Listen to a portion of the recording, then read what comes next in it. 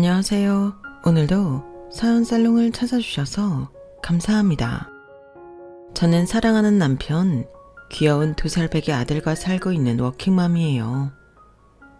작년까지만 해도 저희 집에서 어마무시한 일들이 있었는데 이제야 좀 진정되고 이렇게 사연 살롱을 보낼 글을 끄적일 여유가 되네요. 제 이야기를 다 듣고 나시면 유명한 영화 한 편이 떠오르실 거예요. 모두 같은 생각인지 잠시 후에 알아볼게요.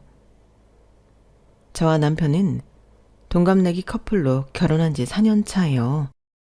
무난하고 무던한 남편과 연애 때부터 이 남자랑은 결혼하겠다 싶었는데 정말 그 말대로 되었어요. 성격은 무던하지만 자기 일에 있어서는 적극적이고 전투적인 남편의 상반되는 모습에 아주 큰 매력을 느꼈었어요. 그리고 그 모습은 저와도 많이 닮아 있었죠. 사실 저는 남편을 만나기 전까지 커리어에 거의 목숨을 걸고 사는 여자였어요. 워낙 일욕심이 많기도 했고 인정 욕구가 강한 편이었거든요. 저는 매사 최선을 다해 성과를 이뤄내고는 했었죠. 그래서 30대 초반이었음에도 불구하고 지금 회사에서 연봉 1억을 약속받고 일을 하고 있었죠. 부모님은 두 분 다 일 때문에 싱가포르에 거주하셨는데 저 혼자 있어도 잘해내야 한다는 생각에 더 억척같이 일을 했던 것 같아요. 남편은 한 스타트업 회사를 꾸려나가고 있었어요. 당장 엄청난 성과가 보이는 것은 아니었지만 아이디어도 넘쳐나고 자신감이 있어 나쁘지 않은 성적을 내는 중이었죠. 남편은 저보다 급여가 조금 적었어요. 하지만 제가 워낙 탄탄대로를 걷고 있어 그런 것쯤은 하나도 문제가 되지 않았어요.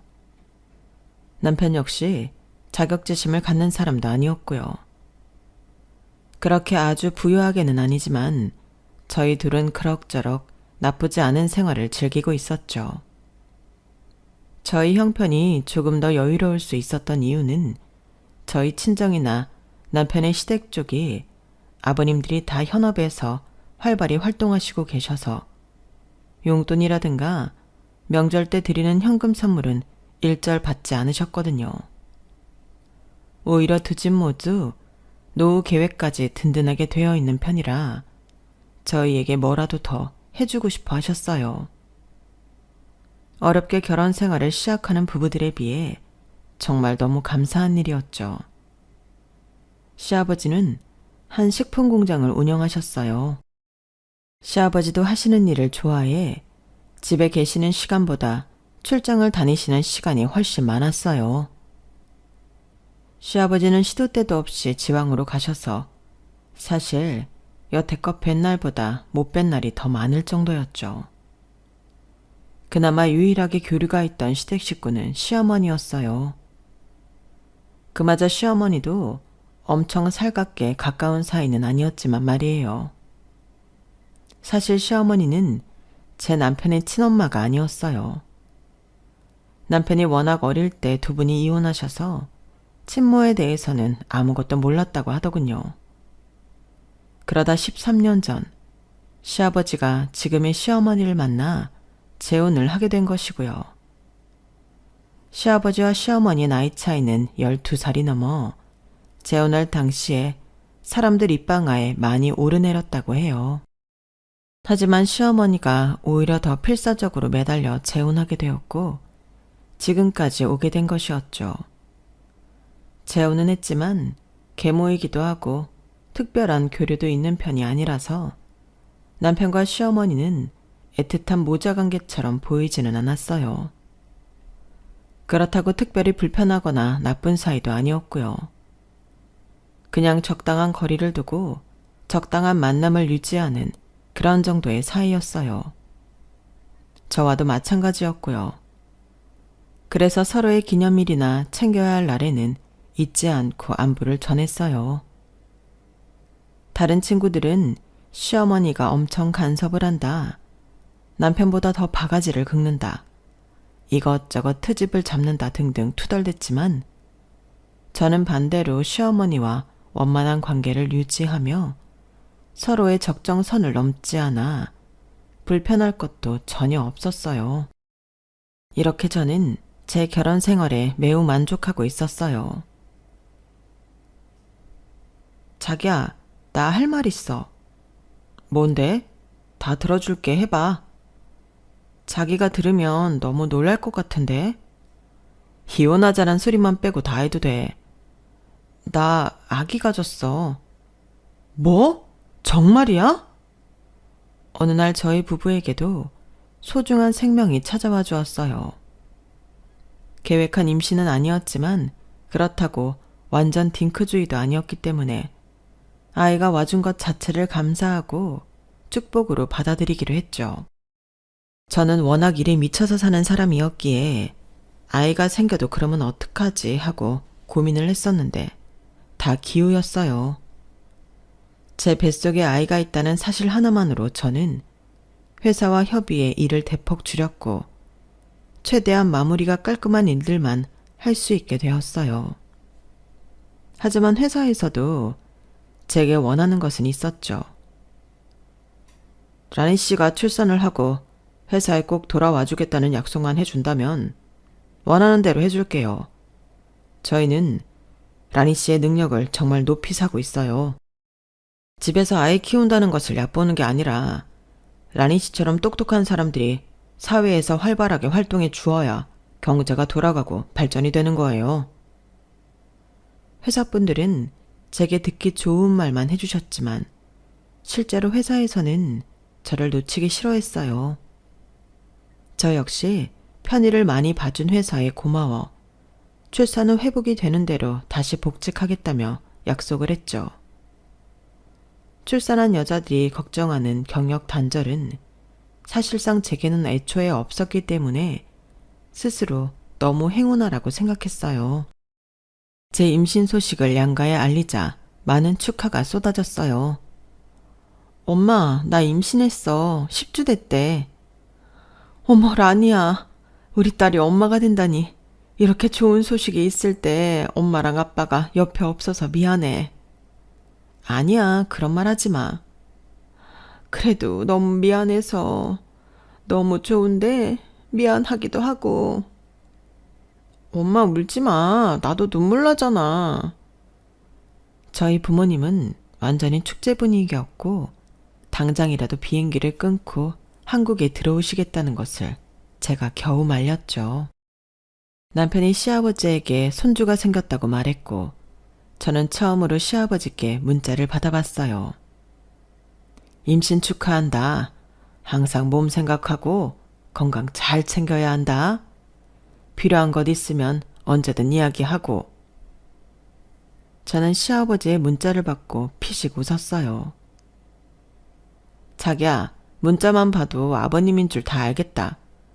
그렇게 무뚝뚝한 분이 하실 수 있는 표현을 최대한 다 해주셨네. 그러게 말이야. 난 여태까지 살면서 아버지한테 문자 한번 받아본 적 없는데. 영광이네. 어머님한테도 말씀드렸어? 전화를 안 받으시길래 메시지 남겨놨어.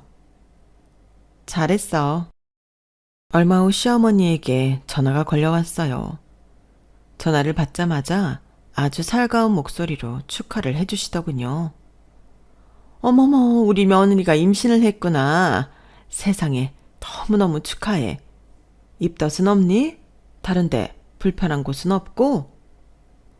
저의 임신을 축하해주는 시어머니가 뜻밖에도 너무 상기된 채로 이것저것 질문도 해주고 챙겨주려는 모습이 보여서 내심 놀랐어요. 사실 속으로 그렇게까지 챙겨주실 거라고는 전혀 예상도 못했거든요. 뭐부터 사야 되지? 임부복? 임신부 속옷? 허리도 많이 아픈데 편한 등받이 쿠션도 필요하겠네. 아, 어머니, 저 아직 임신 초기라서 그런 것들 급하게 필요하지는 않아요. 때 돼서 필요하면 제가 구매할게요. 그래도 저 생각해서 말씀해 주셔서 고맙습니다. 아우, 라니 너는 내 며느리가 왜 이렇게 거리감 있게 구니? 친정 부모님도 다 여기 안 계시니까 내가 잘 챙겨줄게. 필요한 것 있거나 먹고 싶은 것 있으면 언제든지 말해. 알았지? 저는 통화를 마친 후 남편에게 의아한 얼굴로 물었어요. 어머니가 생각보다 훨씬 내가 임신한 걸 반기시네? 그동안 내가 너무 멀게만 느꼈나? 이렇게 따뜻하고 좋은 분인데. 그러게, 나도 옆에서 들었는데 목소리가 완전 다르던데? 진짜 좋아서 하시는 말 같았어. 이제 어머니랑 좀 친하게 잘 지내야겠다. 괜히 죄송하네. 다 나 때문이지 뭐. 자기가 미안하긴. 남편은 자신이 계모인 시어머니에게 살갑고 친아들처럼 대하지 못해 저까지 친해질 수 있는 기회가 애초에 없었던 것 같다며 미안해하더군요. 그만큼 시어머니의 엄청난 축하는 저희 부부에게 이상하리만큼 어색한 일이었어요. 그 후 저는 최소한의 일만 하고 나머지 시간에 임신과 출산, 육아에 대해 정보를 알아보러 다녔어요. 제가 모르는 것들이 정말 많더군요. 두렵기도 했지만 신기하기도 했어요. 필요한 구매 목록들도 작성하고 아기를 위한 방을 어떻게 꾸밀까 이것저것 생각도 했어요. 그때 마침 전화가 울렸어요. 어머님, 아침부터 어쩐 일이세요? 그냥 목소리 듣고 싶어서 이제 홀몸도 아닌데 잠은 잘 잤는지 밥은 잘 먹었는지 궁금해서. 아, 네. 이렇게까지 생각해 주셔서 고맙습니다. 필요한 것들은 사고 있니? 아, 마침 목록 정리하고 있었어요. 지금 필요한 거랑 나중에 필요한 것들 추려서 사려고요. 아우, 역시. 라니 넌 어쩜 하는 일마다 그렇게 똑부러지고 흠잡을 데가 없니? 며느리 하나는 정말 잘 얻었어, 내가. 아침부터 과한 시어머니의 칭찬이 너무 낯설어 몸둘 바를 모르겠더군요. 그런데 라니야, 내가 부탁 하나만 해도 될까? 말씀하세요. 너 필요한 거 사면서 똑같은 걸로 하나씩만 더 사줄 수 있니? 돈은 내가 나중에 한 번에 줄게. 똑같은 걸로요? 속옷이면 속옷, 아기 손수건이면 손수건. 아기 가구면 가구, 뭐든 너 사는 거 그냥 하나씩만 더 사다오. 저는 흠칫 놀라며 물었어요. 혹시 어머님도 임신을... 아우, 망측해라. 이 나이에 무슨 임신이니?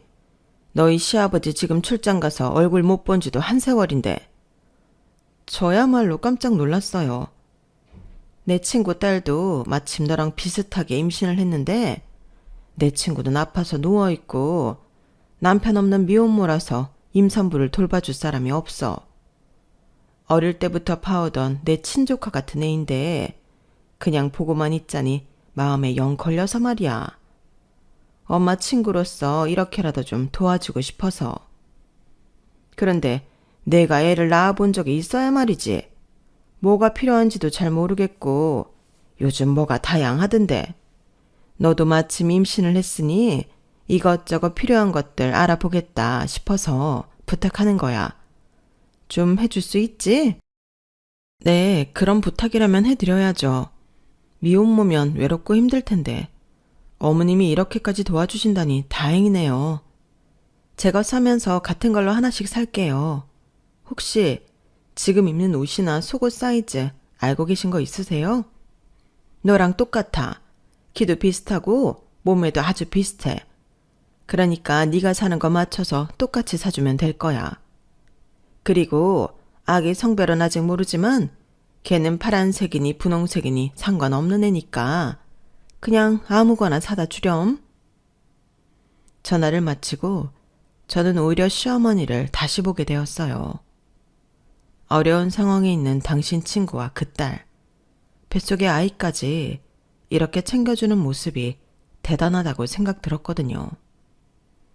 그때부터 저는 어머님과 자주 연락을 하게 되었어요. 필요한 것들을 사서 배송을 시키고 전화를 알려주고 다음에 또 필요한 것들을 주문받고는 했으니까요. 번거롭지는 않았어요. 어차피 제가 사는 거 똑같이 2개씩 사면 됐으니까요. 집에 육아 아이템들이 점점 쌓여갔고 정말 엄마가 되는구나 싶었어요. 하루는 친정엄마와 아빠가 싱가포르에서 잠시 귀국을 하셨어요. 제가 엄마가 되고 나니 묘한 감정이 들어 친정엄마 얼굴을 보자마자 눈물이 터지더군요. 우리 딸 고생 많았어. 많이 보고 싶었지? 엄마랑 아빠 너무 보고 싶었어. 배가 그래도 얼추 나왔네. 기특하다 우리 라니. 부모님이 한국에 머무르는 시간은 얼마 되지 않았어요. 너무 안타까웠죠. 그래도 부모님은 큰 캐리어에 가득 선물을 담아오셨어요. 뭘 이렇게 많이 가져왔어. 싱가포르 물가도 비싼데. 이거 임산부를 위한 영양제라는 게 꼭 먹어봐. 다 유기농 재료로만 만든 거라 너무 좋대. 그리고 이건 구서방추고 여기 이것들은 시부모님 가져다 드려. 이렇게나 많이? 엄마랑 아빠 한국에 없는데 그 어르신들이 너 잘 챙겨주실 거 아니야. 감사하니까 많이 가져다 드려. 저를 위해 시댁에 선물을 가져온 엄마 앞에서 오히려 제가 심부름 부탁을 하고 있다는 말을 차마 하지는 못했어요. 부모님이 싱가포르로 돌아가시고 저는 시어머니에게 계속 연락을 취했지만 닿지를 않았어요.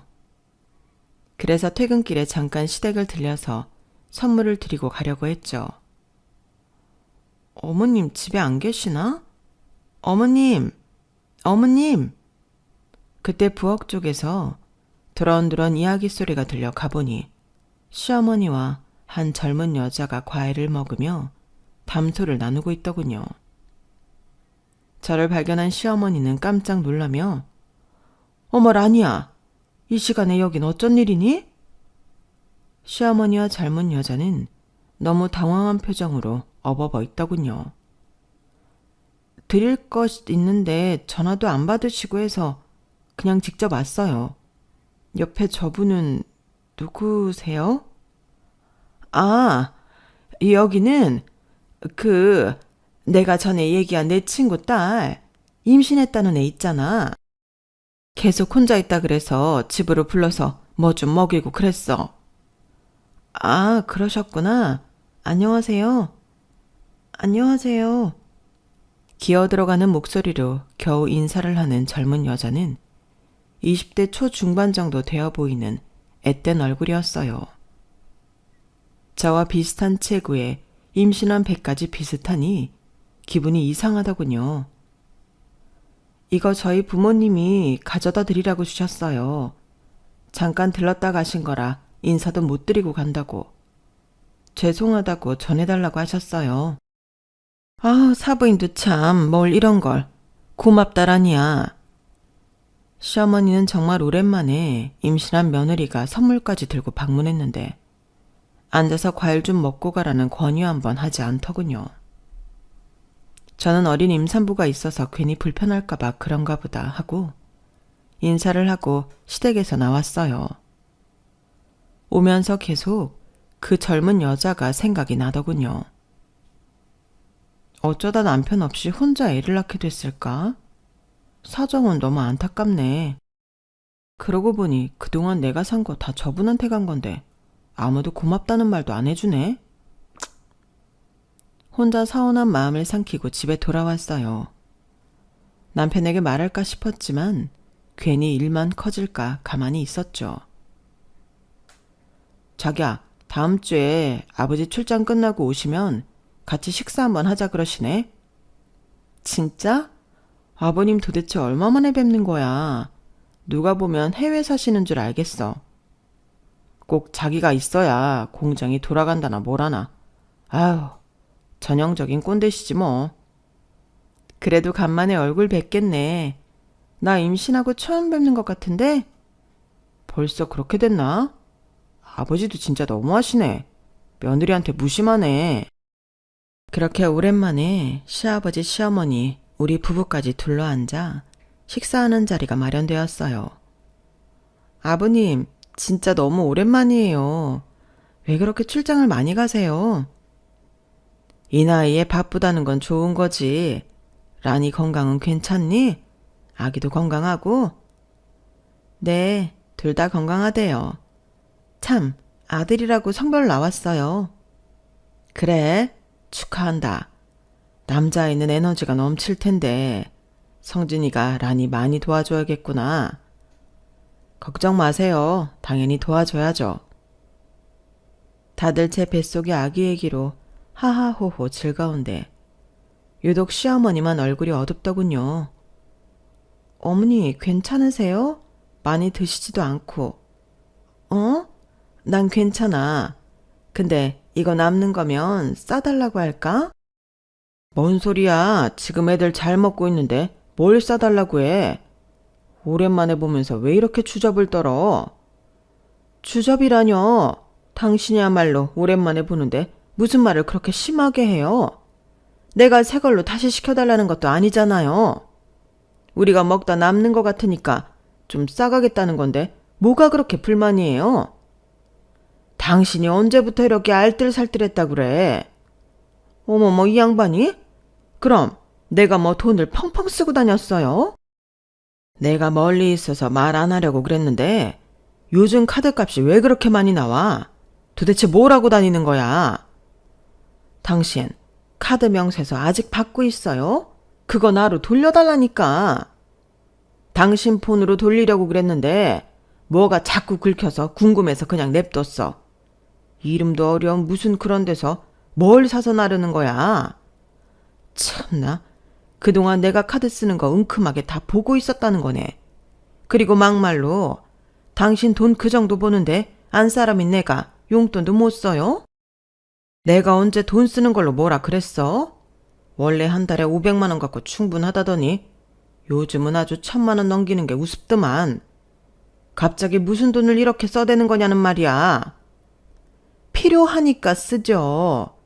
나 집에 혼자 냅두고 여기저기 신나게 출장이나 다니면서 내가 그런 돈도 못 쓰면 뭔 재미로 살아요?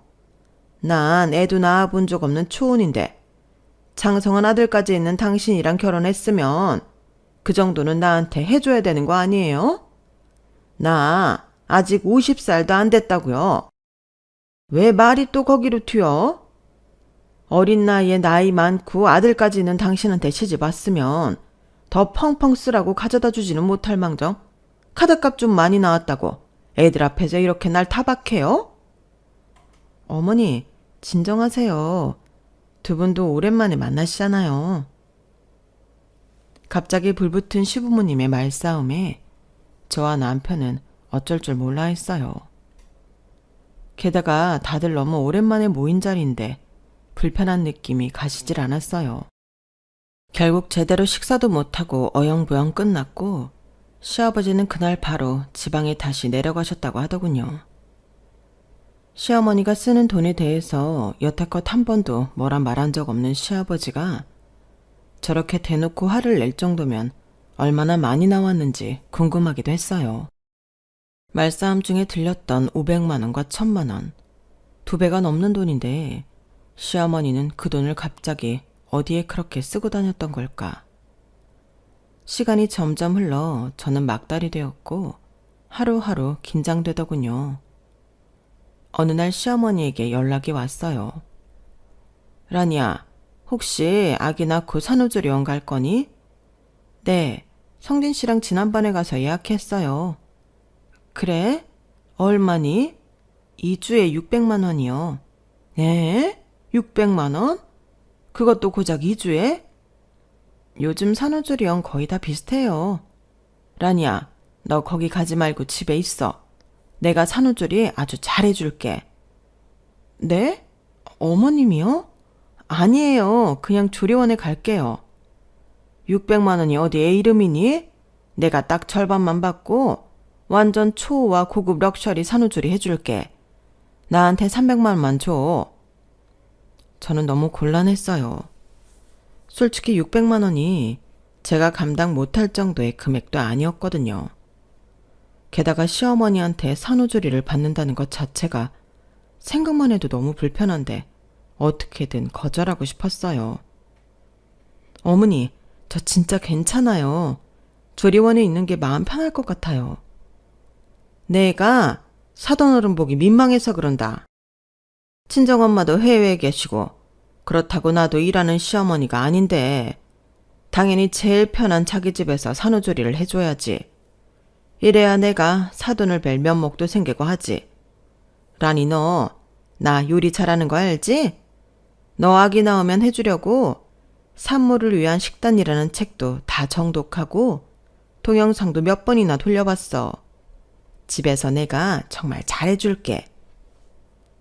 시어머니와 설전이 오갔지만 결국 제가 지고 말았어요. 제가 집에서 시어머니한테 산후조리를 받아야 하는 온갖 이유를 다 꺼내서 준비한 듯 하더군요. 처음에는 막연하게 불편한 부분만 생각했던 저도 점점 시어머니의 정성이 고마워서라도 그 말대로 해야겠다는 생각이 들었어요. 남편에게도 말하니 껄끄러워하는 모습이 역력했지만 어쩔 수 없이 산후조리원 예약을 취소하고 집에서 시어머니에게 받기로 했죠. 시어머니는 출산 예정일 열흘 전부터 짐을 싸갖고 와서 저희 집에서 함께 지내기 시작했어요. 시어머니는 정말 말한 대로 매 끼니를 정성 들여 차려주셨어요. 그 상을 보자 괜히 불편할까 거절부터 하려 했던 제 스스로가 밉기까지 하더군요. 라니야, 많이 먹어. 우리 손주도 얼른 나와서 할머니랑 만나자. 식사는 물론 아로마 오일까지 동원해 산전 마사지도 해주더군요. 어머니, 아무래도 어머니한테 마사지까지 받는 건 좀... 가만히 있어. 어렵게 생각하지 말래도. 그리고 내가 뭐 공짜로 너한테 이렇게 해주니? 나도 300만 원이나 받고 하는 건데 이 정도는 기본이지. 우리가 무슨 남도 아니고. 아기 낳을 때 힘 많이 줘서 쥐날 수도 있으니까 부위별로 다 이렇게 근육 부드럽게 풀어줘야 좋아. 어때? 시원하지? 며칠 후 진통이 시작되었고 저는 아들 혁우를 낳았어요. 제 아이를 마주한다는 것은 정말 말할 수 없는 기쁨이더군요. 아이를 낳고 병원에서의 짧은 시간을 보내고 집으로 돌아왔어요. 시어머니는 신주단지 모시듯 혁우를 품에 안고 예뻐해 주더군요. 그 모습을 보니 그동안 시어머니를 오해했던 제가 죄스럽기까지 했어요. 시어머니와 한 집에 살면서 본격적인 산후조리 및 육아가 시작되었고 우려와는 다르게 제법 무난하게 흘러가고 있었어요. 시어머니께는 300만 원을 온전히 월급으로 드리고 식비나 생활비 등을 따로 충당할 수 있는 카드를 한 장 더 드렸어요. 저와 남편, 시어머니의 식비와 생활용품비, 그리고 아이 기저귀 분유값 등 한 달에 200만 원에서 250만 원 정도가 나오더군요. 그 정도면 제가 생각한 정도이기도 하고 오히려 알뜰살뜰 해주신다는 느낌도 받아 월급에 더 챙겨드리는 달도 많았어요. 문제는 제가 복직을 하면서 생겼어요. 출산 후 회사는 저의 몸 상태를 묻는 척 계속 복직을 재촉했어요. 사실 저도 일이 하고 싶어 슬슬 몸이 간지럽기도 했고요.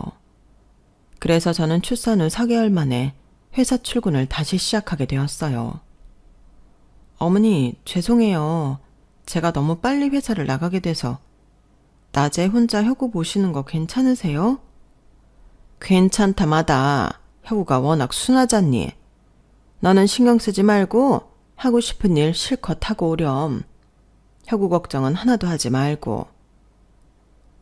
저는 진심으로 시어머니에게 감사했어요. 남편의 친모는 아니었지만 오히려 저를 친딸처럼 챙겨주시고 혁우도 진심으로 보살펴 주신다는 느낌을 받았거든요.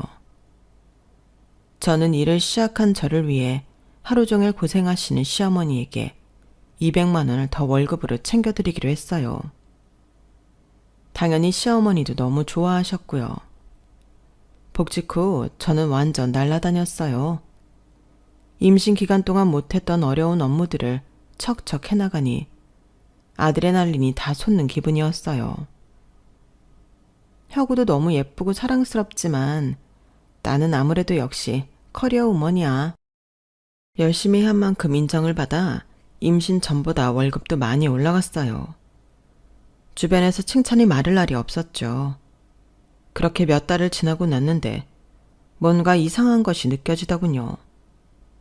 바로 시어머니에게 드린 카드값이 매달 액수를 갱신하면서 이번 달은 630만 원까지 나왔더군요. 시어머니의 월급은 500만 원인데 따로 630만 원이라는 카드값이 나오니 아무리 잘 버는 저도 조금씩 버거워지기 시작했어요. 어머니에게 생활비가 자꾸 느는 것에 대해서 직접적으로 물어봐야겠더군요. 어머니, 여쭤볼 게 있는데요. 그래. 이번 달에 카드값이 630만 원 나왔더라고요. 그래. 혁우가 갑자기 어른처럼 먹고 그러는 것도 아닌데 불과 몇 개월 사이에 카드값이 너무 많이 나오는 것 같아서요. 혹시 다른 데 사용하신 거 있으세요? 내가? 아니, 못하러. 그냥 매달 좀 그렇게 큰 돈이 나갈 때가 가끔 있네. 이제부터라도 좀 조절해서 쓸게. 저 자세로 나오는 시어머니를 보니 더 이상 물어보기 어렵겠더라고요. 그러다 하루는 혁우가 기어가다 어디에 부딪혔는지 머리에 주먹만한 혹이 나왔더군요. 자기야, 아무래도 집에 CCTV를 좀 설치해야겠어. 나름 아기 기어다니면서 부딪히지 않게 다 치운다고 했는데 우리가 안 보이는 곳에서 자꾸 저렇게 다쳐오잖아. 그래, 그럼 방마다 놓지 뭐. 그렇게 저희는 온 집안에 CCTV를 설치했어요. 시어머니께 설치했다고 말을 했지만 제대로 들으신 건지 알겠다라는 말로 넘기시더군요. 다행히 기분 나빠하시지 않는 것 같아 한 걱정 놓게 되었어요. 그렇게 저와 남편은 각자 다시 열심히 일을 했고 평온한 날들이 계속되는 듯 싶었어요. 하지만 다음 달, 그 다음 달도 여지없이 카드값이 600만 원을 넘어 700만 원까지 나오더군요. 핸드폰에 뜨는 카드 사용 내역서를 봐도 모두 제가 아는 식자재 가게, 식당, 온라인 쇼핑몰 등이었는데 왜 이렇게 많이 나오는지 도무지 알 수가 없었어요. 답답하기만 했어요. 저는 혹시 시어머니가 우리가 모르는 방법으로 돈을 따로 쓰고 있으신 것은 아닐까 의심이 들기 시작했어요. 그래서 조심스럽게 회사에서 집안의 CCTV를 돌려보게 되었어요. 이제는 시어머니에 대한 믿음도 있었고 최근 혁우도 크게 다친 일이 없어서 따로 보지는 않았는데 어마무시한 카드값이 결국 제 발목을 잡더군요. 이게 누구야? 이 아이는 또 누구야? CCTV에는 시어머니와 혁우 말고도 다른 사람이 잡히더군요.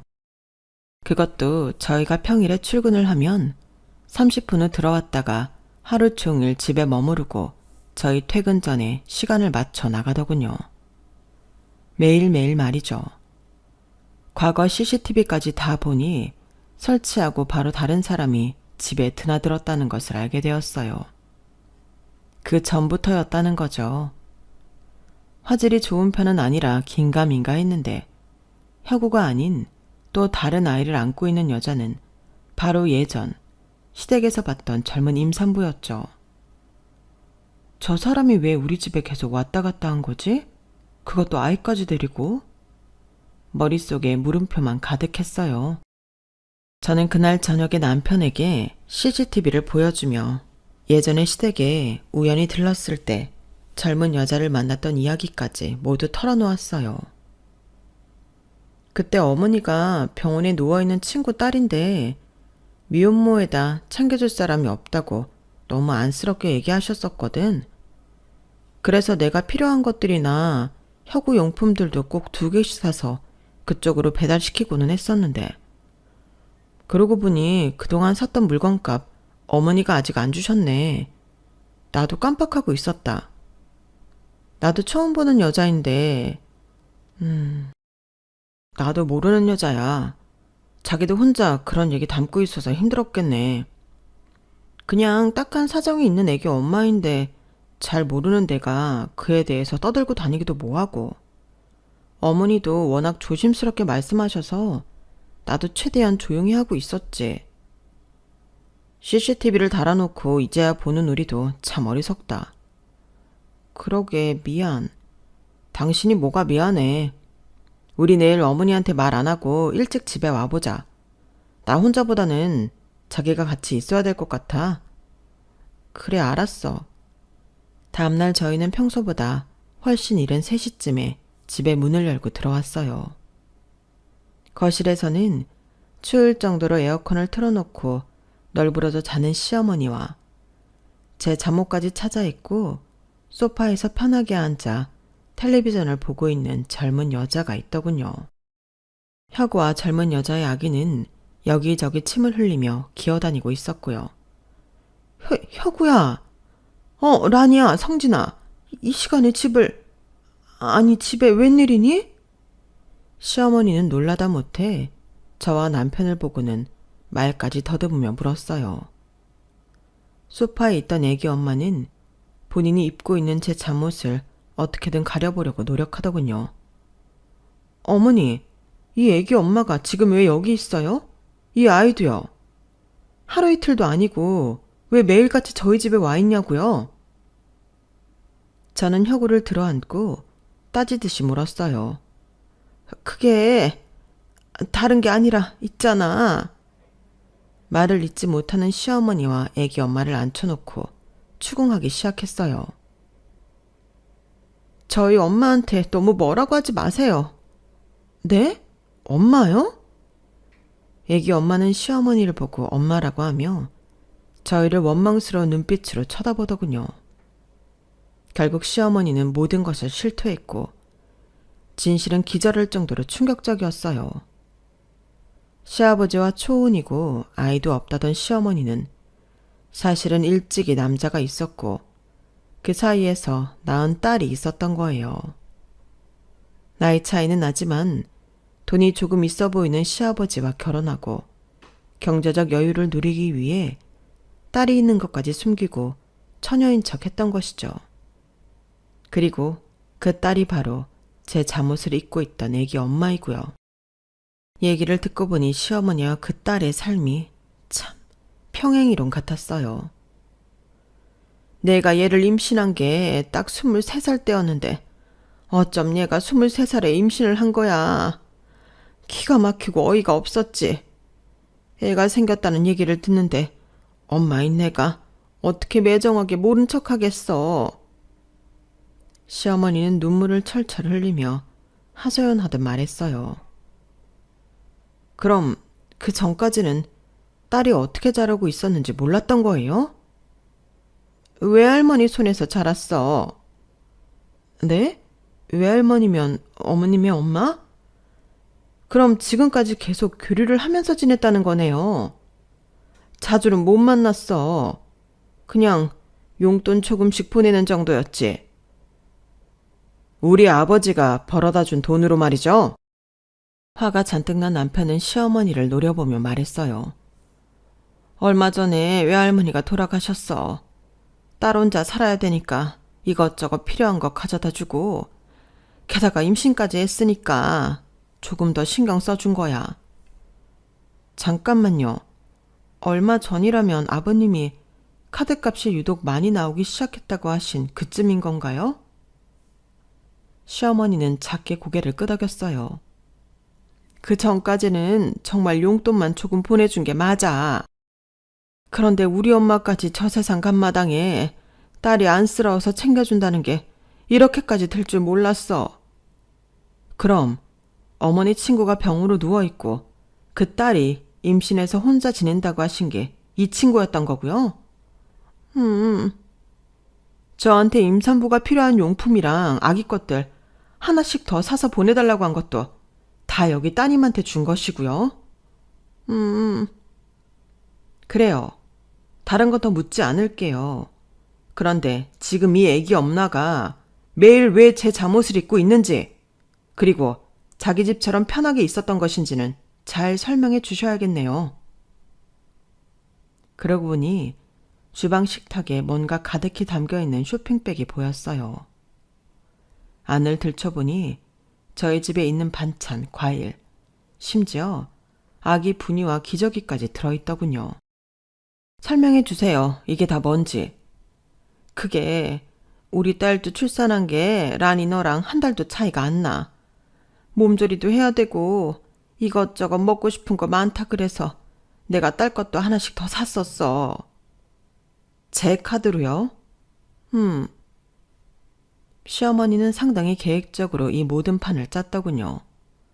혁우를 임신했을 때 제게 2개씩 구매해달라고 했던 건 기본이고 출산이 임박해서 조리원에 가지 말고 본인이 집에서 산후조리를 해주겠다고 한 것도 아주 고의적이었어요. 시어머니가 저희 집에 명분을 갖고 머무르면서 자기 딸의 산후조리까지 해주고 있었던 거예요. 그것도 저와 남편의 돈으로 말이에요. 너무 기가 막혀 말이 다 안 나오더군요. 여태까지 속인 것 하며 이런 발상을 한 것까지도 화가 나고 속이 끓었죠. 얘가 남자를 잘못 만났어. 미혼모라는 건 진짜야. 지금 그게 중요한가요? 이건 거짓말을 넘어서 사기예요, 사기. 아시겠어요? 할 말을 잃은 시어머니와 애기 엄마는 훌쩍거리며 땅만 보고 있었어요. 다 저 때문이에요. 엄마는 아저씨랑 결혼하고 행복하게 산다고 했었는데 괜히 저 때문에 엄마가 이렇게 곤란해진 거예요. 모녀 사이가 정말 너무 남달라서 눈물이 다 나오네요. 저는 잔뜩 비꼬는 투로 말했어요. 이제 어떻게 하실 거예요? 아버지한테도 다 말해야지. 다 어리석은 내 잘못인걸. 이렇게 될 줄 모르셨어요? 집에 CCTV 달 거라고 말씀드렸었잖아요. 내가 깜빡하고 잊어버리고 말았지 뭐냐. 잊어버리실 게 따로 있지. 저희 집에서 죄인처럼 나간 모녀는 한동안 보이지 않았어요. 하지만 시어머니가 시아버지께 사실대로 말한 것 같더군요. 결국 시아버지는 괘씸하다며 이혼을 했고 요책 배우자라 시어머니는 10원 한 장 못 받고 내쫓기고 말았어요. 거짓말이 거짓말을 낳아 이런 파국을 맞이하고 만 거예요. 저는 얼마 뒤 시어머니의 딸인 애기 엄마에게 연락을 해서 따로 만났어요. 이름이 뭐예요? 이설인이요. 죄인처럼 고개를 푹 숙인 채 애기 엄마는 제 눈도 잘 못 마주쳤어요. 설인 씨는 앞으로 어떻게 할 거예요? 젊은데 일 생각 없어요? 할 거예요. 꼭 일할 거예요. 아기 조금 더 크면 무슨 일이든 할 거예요. 그때 제가 흰 봉투를 앞에 내밀며 말했어요. 그래요. 아직 젊으니까 뭐든 도전하고 해봐요. 이거 받아요. 솔직히 서린 씨가 갖고 있는 돈도 빼앗고 싶지만 서린 씨는 미혼모에다 어머님이 위자료 한 푼 못 받고 이혼당하셨잖아요. 그냥 사람 대 사람으로 주는 거예요. 정말 최소한 돈만 넣었으니까 이걸로 어디 단칸방이라도 얻고 젊은 서린 씨가 일 시작해요. 애기 엄마는 너무 놀란 눈으로 저를 바라보고 있었어요. 저랑 엄마가 미우실 텐데 왜 이렇게... 맞아요. 너무 미운데 이 못난 두 어른 때문에 서린 씨 아기한테 무슨 일이라도 일어나면 안 되잖아요. 알다시피 나도 애 엄마라 아기가 가장 마음에 걸려요. 제 말을 들은 애기 엄마는 펑펑 울며 제 손을 잡고 말했어요. 감사합니다. 정말 감사합니다. 정말 정신 차리고 열심히 살게요. 이렇게까지 도와주셔서 감사합니다. 사실 이렇게 하기까지 저도 고민이 참 많았어요. 하지만 입장을 바꿔서 생각해보면 그럴 수도 있겠다 싶기도 하고 사정이 안타까워 3천만 원을 넣어서 건넸어요. 남편은 저보고 속도 좋다며 혀를 찼지만 그냥 그렇게 해야 제 마음도 좀 편해질 것 같았죠. 시아버지는 아직 제가 돈을 건넨 사실을 모르시지만 언젠가는 말씀드려야겠죠. 참, 제가 처음에 얘기했던 거 기억나셨나요? 저는 시어머니와 아기 엄마를 보며 약간 기생충이 생각나 소름이 돋았거든요. 은밀하게 남의 집에 기생하는 사람들, 바로 그 모녀였다고 생각해요. 부디 우리와는 악연이었지만 모든 걸 다 품어줄 수 있는 좋은 사람을 만나 새 출발했으면 좋겠네요. 앞으로 저도 더 좋은 마음으로 세상을 살아가면 우리 아들도 더 베품 주고 또 받는 사람이 되겠죠. 제 이야기 들어주셔서 감사합니다. 들어주신 모든 분들 행복하시고 건강하세요. 여러분, 사연 댓글에 응원과 현명한 조언 부탁드려요. 좋아요와 구독은 저에게 큰 힘이 됩니다. 오늘도 좋은 일 가득하세요.